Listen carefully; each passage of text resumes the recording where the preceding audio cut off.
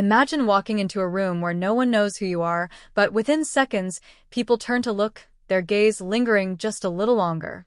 They don't know your name, your job, or your status, but something about you radiates power. What is it? It's not just confidence. It's not wealth. It's a simple but highly strategic style choice that instantly commands respect. And most men? They completely overlook it. But here's the twist. This trick isn't about fashion trends or expensive clothes. It's about psychology. And once you understand it, you'll never be perceived the same way again. Humans are wired to make snap judgments within milliseconds. Psychologists call it thin slicing, our brain's ability to assess someone's dominance, intelligence, and credibility based on just a few visual cues. And one of the most powerful cues? Your contrast level.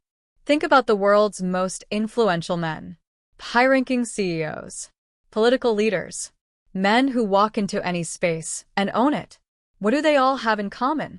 Deliberate contrast. Contrast in color. In structure. In fit.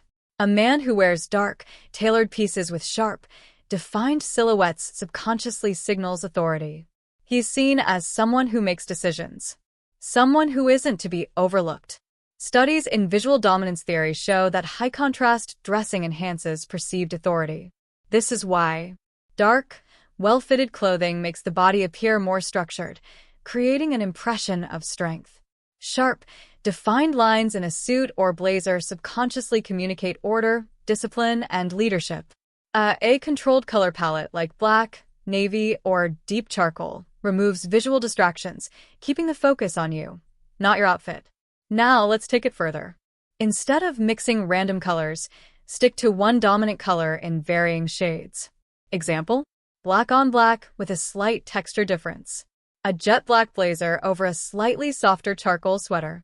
It looks effortless, but to the brain, it screams power. High status men always emphasize jawline and posture.